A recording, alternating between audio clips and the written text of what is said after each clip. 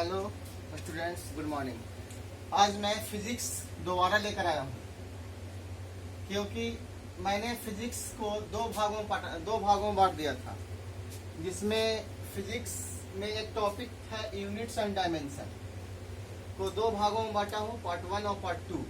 Part 1 पहले मैंने video दे चुका हूँ, आज मैं पार्ट 2 दूंगा।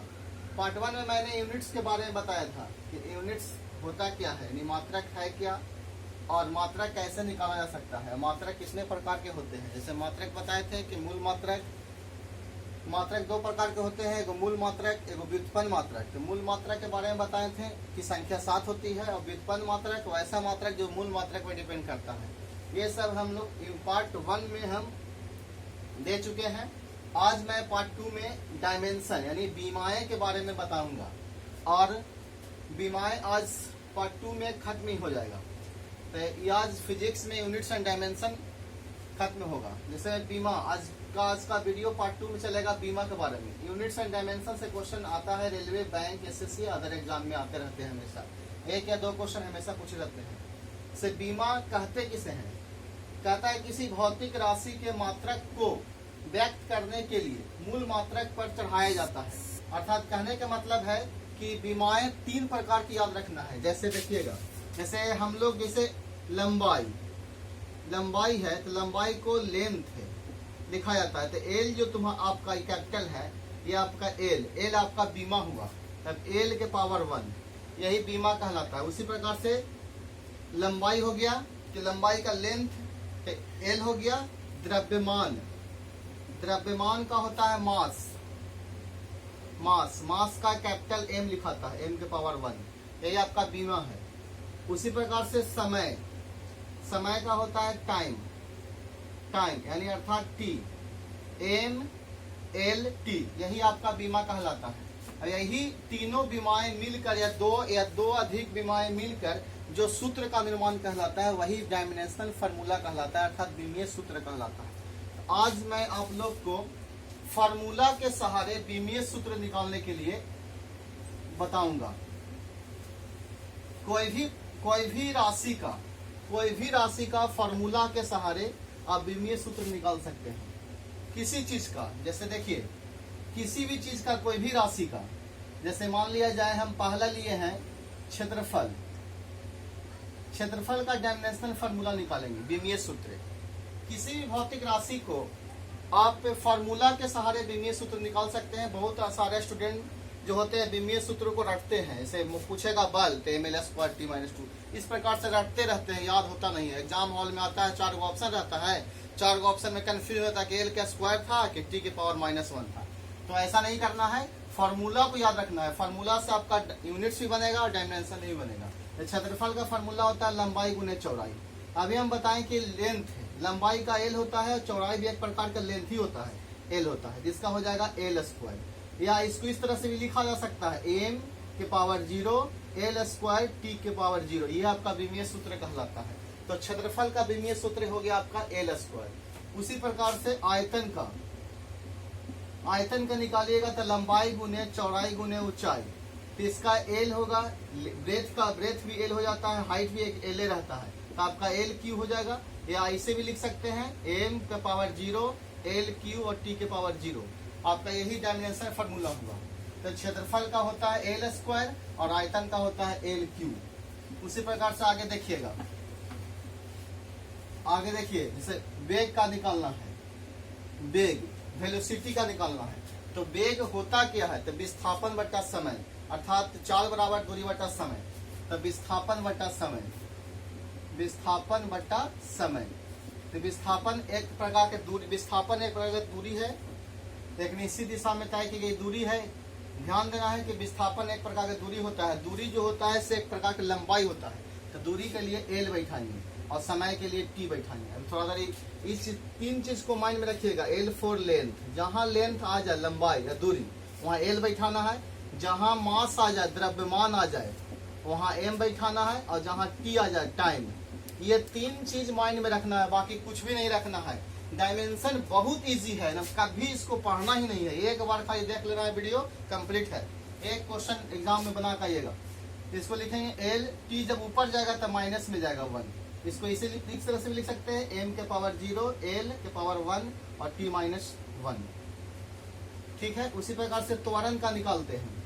त्वरण मतलब होता है एक्सेलरेशन, यानी वेग में परिवर्तन के दर को त्वरण कहते हैं। a बराबर v minus you by T. v जो होता है से अंतिम का वेग होता है और u होता है फर्स्ट चार्ज। जैसे मान लिया जाए कोई गाड़ी चलाता है तो पहले 0 किलोमीटर प्रति घंटा यानी शून्य वेग से चलकर कुछ घंटा के बाद यानी t घंटा के बाद उसकी चाल 4 किलोमीटर प्रति घंटा हो जाता है। तो ये आपका अंतिम का चाल हुआ, ये प्रारंभिक चाल हुआ। तो अधिकांश न्यूमेरिकल्स वगैरह में शुरू का जो वेलोसिटी होता है वो शून्य होता है। तो यही हो जाता है कि 0 हो जाएगा तो v बाई टी हो जाएगा। अभी हम वेलोसिटी का निकालें एम एल टी माइनस 1, इसके जगह पर बैठा देंगे एल टी माइनस 1 और बट्टा टी। ये टी ऊपर जाएगा तो हो जाएगा एल टी माइनस 2। इसको इस तरह से भी लिख सकते हैं हम, या में m के पावर 0 l t माइनस 2। तो आप लोग देख रहे हैं कि जो भी हम डायमेंशन फार्मूला निकाल रहे हैं सब सूत्र के सहारे निकाल रहे हैं। कभी कोई मतलब रट नहीं रहे हैं, कहीं पर रटना नहीं है, एकदम फार्मूला के सहारे निकालना है। और एक बात बता देते हैं, कॉम्पिटिटिव एग्जाम बहुत विस्तार वाला एग्जाम होता है, बहुत हाई एग्जाम होता है इसका। तो बहुत समुंदर है, जीएस बहुत समुंदर है। जीएस को सीएस की तरह पढ़िए आप लोग, एकदम ट्रिक्स पढ़िए, हमेशा ट्रिक्स। और मैं फिजिक्स का बढ़िया से बढ़िया न्यूमेरिकल आप लोग को दूंगा, बढ़िया से बढ़िया, एकदम देखते के सहारे फार्मूला के सहारे बना दीजिएगा। आगे देखिए, त्वरण हो गया, वेग हो गया। तो त्वरण के बाद वेग के बाद त्वरण, त्वरण के बाद बल, बल यानी फोर्स। फोर्स बराबर होता है m इंटू ए, मास इंटू एक्सेलरेशन, द्रव्यमान इंटू त्वरण। तो मास के लिए हम बताएं थोड़ा देर पहले, मास के लिए m फॉर मास, तो m के m में रह जाता है। a फॉर एक्सेलरेशन, त्वरण, त्वरण का होता है l t माइनस 2। तो यही आपका बल का हो गया ml t माइनस 2। ठीक है, उसे आप आगे देखिएगा था कार्ज, कार्ज का w फॉर कार्ज, कार्ज बराबर होता है f इंटू एस। f का हम निकाल चुके हैं m l t minus 2, s मतलब विस्थापन, विस्थापन के लिए l बताएं तो m l into L square और t माइनस 2, ये आपका कार्ज का हो गया। तो कार्ज और ऊर्जा का डायमेंशन सेम होता है। तो उसके बाद शक्ति, पावर, तो कार्ज करने की दर को शक्ति कहते हैं, अर्थात p for w by T. w मतलब वर्क, वर्क का हम निकाले हैं m l square t minus 2 और टाइम के लिए t। ये अब जब t ऊपर जाएगा तो m जो कहते हो रहेगा t स्क्वायर t के पावर हो जाएगा माइनस में 3, तो शक्ति का -3 हो जाएगा। आप किसी चीज का निकालिएगा हम फॉर्मूला के सहारे निकालिए, जैसे आप घनत्व का निकालिएगा, घनत्व का निकालिएगा तो घनत्व का फॉर्मूला होता है मात्रा बटा आयतन, मात्रा बटा आयतन। मात्रा मतलब हो गया आपका मास एक तरफ से, द्रव्यमान, तो मास का हो जाता है m, आयतन का होता है l क्यू। तो ये आपका हो जाएगा m, जब ऊपर जाएगा तो माइनस में जाएगा 3। इसको इस तरह से लिख सकते हैं m l 3 और t के पावर 0 m के पावर 1, इस तरह से भी लिख सकते हैं।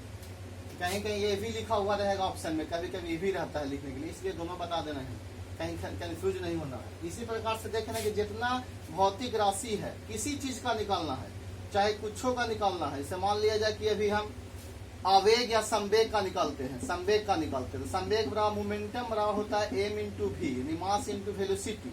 तो मास का होता है m, वेलोसिटी का होता है l t माइनस 1। तो आपका हो गया संवेग का। से आवेगे का निकालना है, तो आवेग बराबर, आवेग मतलब इम्पल्स, फोर्स इंटू टाइम। तो फोर्स का हो जाएगा m l t माइनस 2 और टाइम का t, तो हो जाएगा m l t minus t, -2 है +1 तो -1 हो जाएगा। इसी प्रकार से हम देख रहे हैं शुरू से लेकर लास्ट तक देखे हैं कि जो भी डायमेंशन फार्मूला हम निकाले हैं सब फार्मूला के सहारे निकाले हैं। इसलिए आप लोग भी जब भी निकालिए तो इसको कभी रटिए मत, इसको फार्मूला के साथ निकालिए। अगर एग्जाम में क्वेश्चन पूछ देता है कि निम्नलिखित में से बल का डायमेंशन फार्मूला कौन है, तो बल का थोड़ा सा फार्मूला देख लेते हैं, माइंड में रख ली, माइंड में हम इसको सोल्यूशन करके निकाल सकते हैं कि एफ का एम का क्या होता है, ए का क्या होता है, तुरंत निकल जाएगा।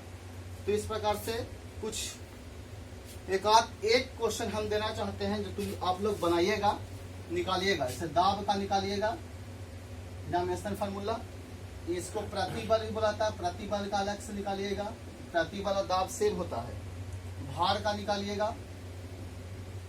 भार का निकालिएगा, बाकी जो भी था हम सब बता चुके हैं। और अगर ऐसा क्वेश्चन होता है जो आप लोग से नहीं बनता है तो कमेंट बॉक्स में उस चीज़ को लिखिएगा। अगला वीडियो जब फिजिक्स का दूंगा तो उसमें आप लोग को सोल्यूशन दूंगा। धन्यवाद।